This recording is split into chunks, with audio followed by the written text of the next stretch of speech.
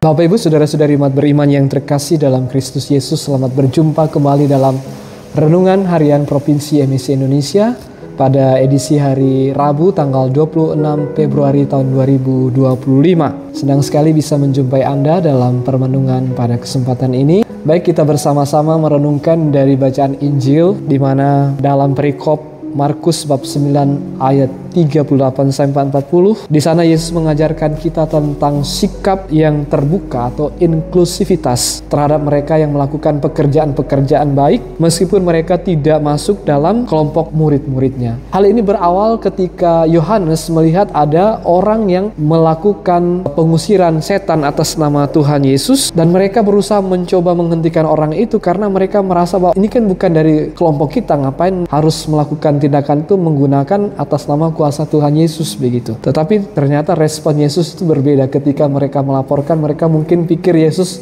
mendukung apa yang telah mereka lakukan. Ternyata Yesus mengatakan demikian, jangan kamu cegah dia, sebab tidak seorang pun yang telah mengadakan mujizat demi namaku dapat seketika itu juga mengumpat aku. Barang siapa tidak melawan kita, berarti ia ada di pihak kita. Nah, kiranya ada beberapa hal penting yang dapat kita renungkan dari peristiwa Injil pada kesempatan ini. Yang pertama, Yesus mengajarkan kita untuk selalu bersikap rendah hati, supaya kita tidak merasa memiliki monopoli atas kebenaran atau pelayanan. Seringkali kita cenderung untuk membatasi pekerjaan Tuhan hanya pada kelompok-kelompok tertentu. Barangkali juga ada sikap eksklusif, hanya membatasi pada gereja kita saja. Namun ternyata Yesus juga mengingatkan bahwa Tuhan juga dapat bekerja melalui siapapun, bahkan di luar lingkaran kita, bahkan di luar kelompok atau golongan kita sendiri. Nah, karena itu hal ini mengajarkan apa kepada kita? Hal ini mengajarkan supaya kita selalu bersikap rendah hati untuk menghargai setiap upaya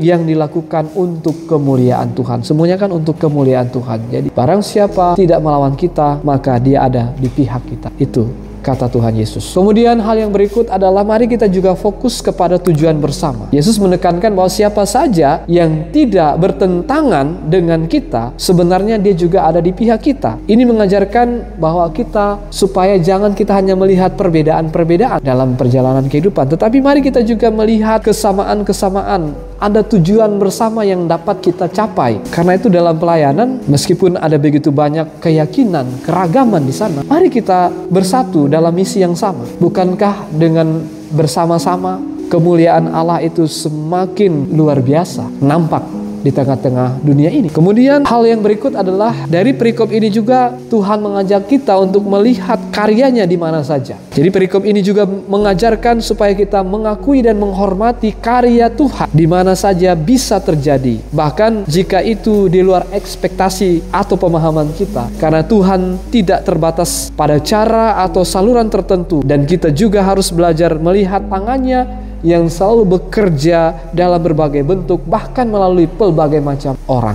Dan yang terakhir, sebagaimana yang ditegaskan tadi, bahwa supaya kita menghindari eksklusivitas, supaya kita tidak bersikap eksklusif, karena eksklusif itu menjadi penghalang bagi pekerjaan Tuhan, menjadi penghalang itu. Mari kita bersama-sama melakukan kehendak Tuhan. Yang pertama, mari kita belajar untuk tidak cepat menghentikan orang lain yang melayani Tuhan dengan cara yang berbeda dengan kita. Yang kemudian, mari kita juga fokus kepada tujuan kita bersama, yaitu memuliakan Tuhan dan membawa orang, semakin banyak orang percaya kepadanya. Yang berikut, yang ketiga adalah mari kita berdoa agar kita memiliki hati yang terbuka, yang bersikap rendah hati, siap melihat dan mendukung karya-karya Tuhan dimanapun itu terjadi. Semuanya untuk kemuliaan Tuhan yang lebih besar. Tuhan memberkati kita.